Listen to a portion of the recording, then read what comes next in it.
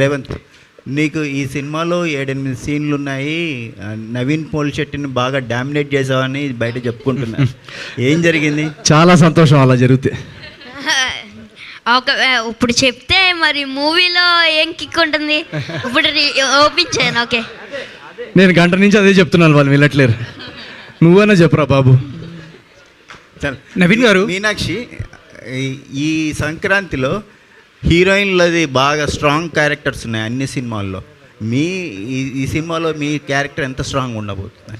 చాలా సంతోషం అండి, ఎందుకంటే ఫీమేల్ క్యారెక్టర్ స్ట్రాంగ్ ఉంటే కథ కూడా చాలా ఒక నెక్స్ట్ లెవెల్లో పెరుగుతుంది. ఎందుకంటే ఐ ఫీల్ లైక్ మన రియల్ లైఫ్లో కూడా విమెన్ రోల్ చాలా important, from our mothers to our teachers to our sisters to our colleagues.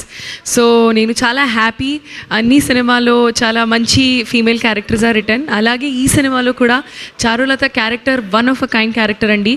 నేను చేసిన ఫిల్మ్స్లో కూడా actually also it is one of a kind.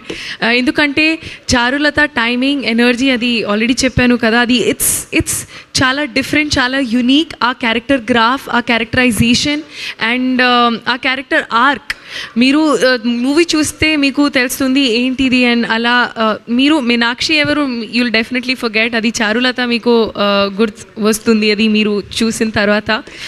Last year మీనుతో ఒక different kind of impact create చేశారు. అలాగే ఈ సినిమాలో చారులతతో ఒక డిఫరెంట్ కైండ్ ఆఫ్ ఇంపాక్ట్ సినిమాలో ఉంది.